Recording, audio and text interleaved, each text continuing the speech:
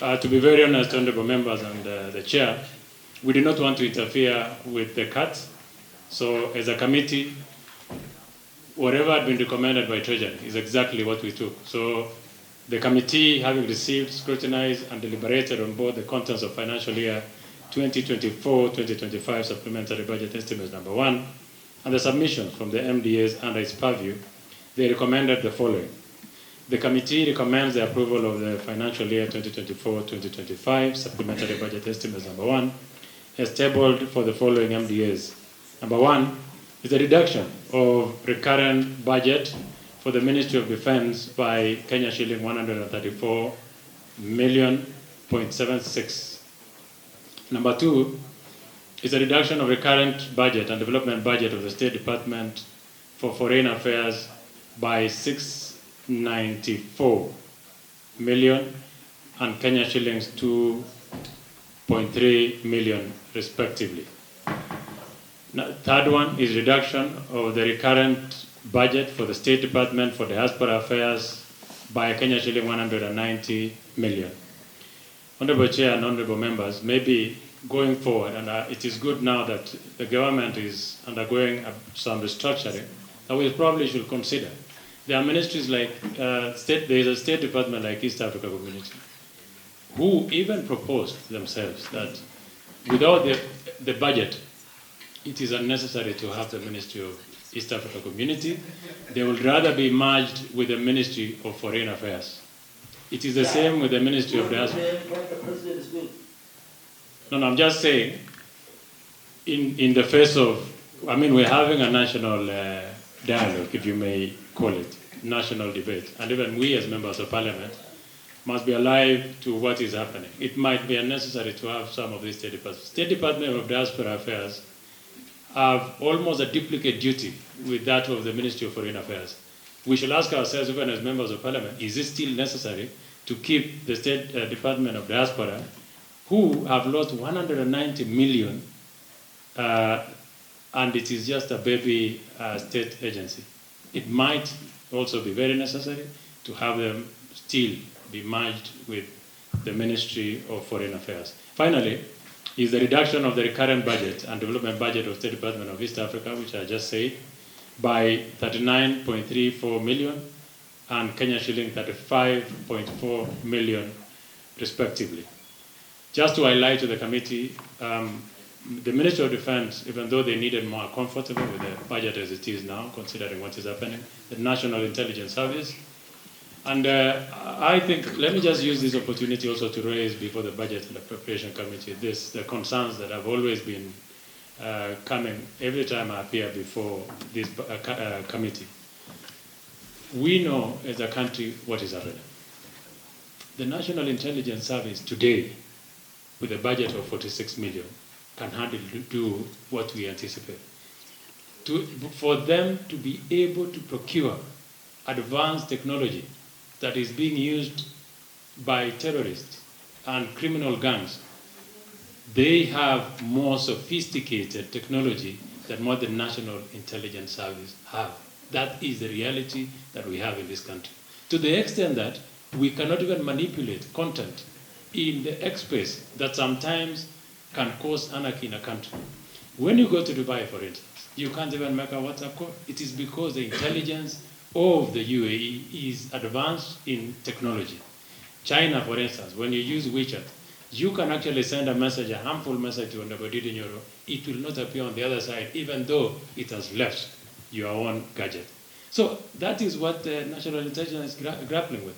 I know there are many questions that will be raised of, was the National Intelligence Service aware that Parliament, for instance, was going to be under attack? The question will be, what is it that the other team that wanted to raid Parliament were using? So they appear before us, and we also as a committee are feeling helpless. National Defense Service. All of you saw what happened with one of the vehicles that are being used to contain the demonstrations. That vehicle that you saw is called an armored carrier, personnel carrier. It is supposed to be used in an ambush area for attacks. But here, it was on a tarmac, and still it failed. You can imagine our officers being in Boni Forest or being in Somalia, and they are using the same vehicle. So what we as a committee have also told yesterday, the Ministry of Defense, is that the programs that we will be bringing before my committee will only be programs that are aligned to the officer. Anything, kama ni mijengo, any niceties will stop. We will now be focusing on our officers. They'd rather have personnel, they'd rather have equipment, they'd rather have modernize their equipment, so that the budget that we'll be bringing before you will be that of officers-based budget. Honorable Nelson and the committee have sustained the recommendations by the National Treasury. And therefore, having no variations, then there was no need to belabor the point.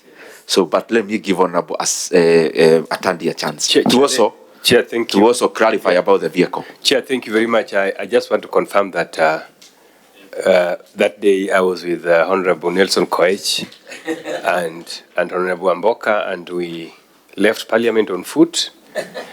We entered town and we ended up at Vigilant House. And at Vigilant House, we thought that that place was not safe. Again, we walked across to Poster. And we were safe until we were assisted out of that place. So that is just something I wanted to confirm, Chair. But Chair, I love the presentation which has been given to us by the Chair of Defense. Chair, you have given a very good example of Dubai, United Arab Emirates, and how the intelligence system works. Even Uganda also is very effective, all these countries.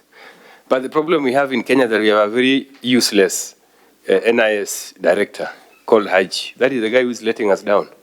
So again, as you look at some of these things, you have to employ competent people to do the job. I don't think Haji is the right person to sit in that place.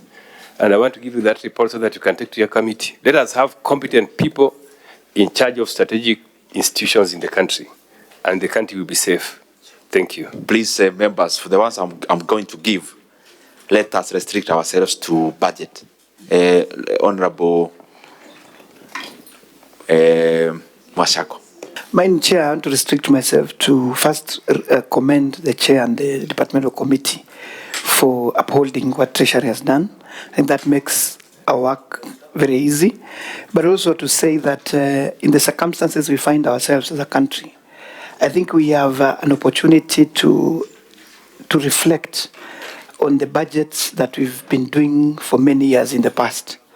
This, Chair, I say this because what the Chair of Foreign Affairs and Defense has said, we have an opportunity now to focus on where it matters most. Our officers, particularly our officers, taking care of our human resource. Because, Chair, if we use this opportunity to drop this billions of shillings from the budget of defense, intelligence, diaspora, and East Africa, I think, Chair, now you may want to start early. When you start the next budget cycle, kindly ask the departments that you oversight to fully do a zero-based budgeting process, so that then we actually, look at an item by item. Because I want to believe that there is a lot of, I don't want to call it duplication, but there is over budgeting when it comes to the departments you oversight. So my recommendation would be, and my request to you is, even as we start the next cycle, even as we start thinking of the supplementary two, you can be proactive by engaging your, the people who matter, so that you can bring down this budget even further. Thank you, Chair. I thought that I would have a recommendation, the one you just mentioned, because I know the President has said that he's reorganizing government. I would have loved to see that recommendation in writing in this report, the one proposing to do away with the Department of Diaspora. I wish you could bring it in so that then it goes to the floor. Because there's a chance now as we speak. The President has said he's reorganizing government. And I'm looking for it in the document, I can't see it. Number two, Chair, the Department for EAC, part of their common mandate, Chair, is to travel. So if you take money away from them and you say this money is for travel, domestic or foreign, then you're crippling it. Really, you know that, Chair, that part of the mandate, in fact, is a corollary part of their function, that they must travel. So now, if you take away the money they're supposed to use to travel, and by the way, the issue of EAC ministry is a treaty provision. The reason we even do budget presentation in Parliament is because of the EAC treaty. And so the idea that we were thinking that we can even merge EAC with another department, for me, I think would be wrong. But Chair, I would have imagined that you'd return this money, 35 million shillings, back to EAC department, because you know that this is their core mandate, really. And finally, Chair, your statement on NIS. NIS is operating on manual, totally manual. Not because they don't have money. No. They just refuse to think, to organize their budget and put, like Honorable Shaka said, to put money where their mouths should be. There's a line account of 46 billion recurrent spending. The chairman is talking about lack of sophisticated equipment to assist NIS address insecurity issues. I would love to know, out of the 46 billion, how much is allocated to purchasing of equipment in this budget?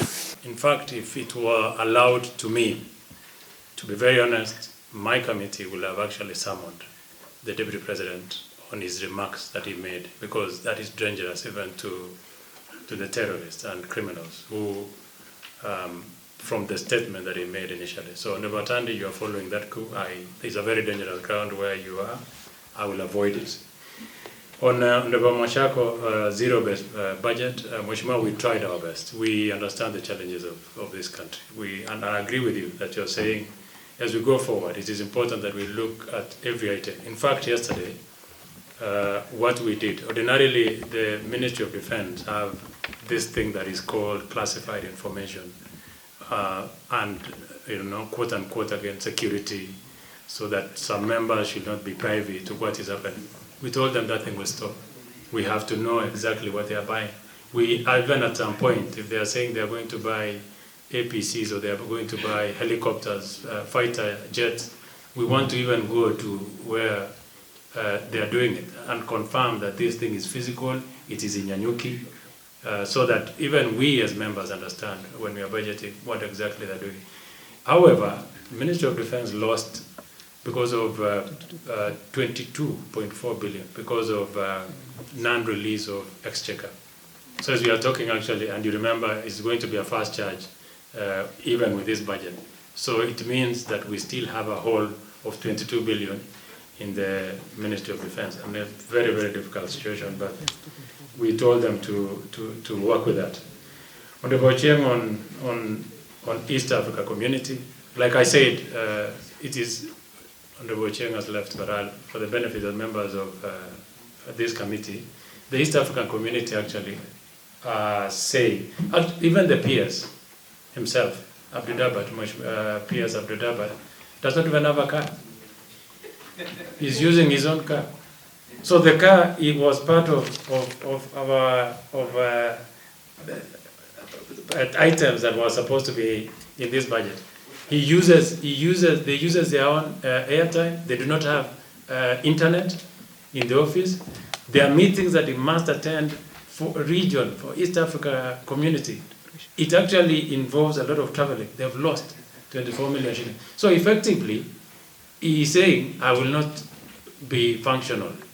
So it is as good as me sitting in the office and earning a salary. It also means that they will have to get rid of some of their staff in Jumia market that is in Kenyan border, Uganda-Kenya border, that had just been constructed. So it means they have to vacate it because they will have lost that budget. Nonetheless, we told them that we can't do much. So if Honorable Cheng and you, the chair of budget, and this committee feels like there is somewhere else you could get the money, we will be very much happy for that. Ministry of Foreign Affairs have lost 3 billion. The loss of 3 billion effectively means the president cannot travel. It also means that there will be very limited bilateral and multilateral discussions that will be undertaken, because it essentially means the entire protocol system of the Ministry of Foreign Affairs is unable to execute their mandate. Their core job and their core mandate is international relations.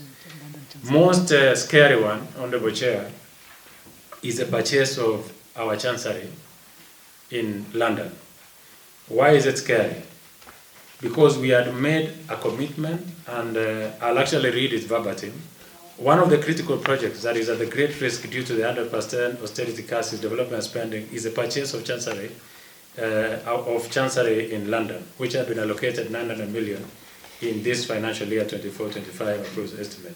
This is because a suitable property has already been identified, procurement has been finalized, and successful bidder has been notified. The process is awaiting the approval of the AG on conveyancing solicitor to have the sale agreement signed. Reversing the transaction at this stage will have serious legal, reputational, and financial implications. It also means that Ministry of Foreign Affairs will not be deploying all the ambassadors that we recently vetted. None of them will be reporting to their stations because there's no money to deploy them. So it is as good as we just vetted, and they will have to stay home. It also means that all the ambassadors who are already out in missions and their accommodation and their houses were dilapidated because we had money for the renovations, now we will have to find a place to rent them accommodation because they cannot function. Finally, on the issue of National Intelligence Service, I think it was on the Vaseka, and as for modernization, they needed expansion of surveillance systems, which is 5 billion. They have received nothing. Surveillance systems means that our officers are coming back from Somalia. So they will need to be gathering information in our borders between Somali and many other areas, even within. We do not have the surveillance system to undertake that task, and that does means that we will be hindered and incapacitated in that. Modernization of the national intelligence, they needed 8.5 billion. They only got 2 billion. So those are areas. So the biggest of this budget is actually personnel and emolument, which is taking about 28 billion Kenya shillings. So thank you very much. I want to conclude it there from the members. But we pray for our country. There is an assurance from the Ministry of Defense, and there is an assurance from the National Intelligence Service that going forward it is looking better, and we as leaders must now take the responsibility to speak to our people so that there can be some sort of normalcy, even for our own fiscal space to continue to prosper. Thank you, Honorable Chair and the committee. I submit. We thank you very much for that very good presentation, and continue securing our country. Asante sana.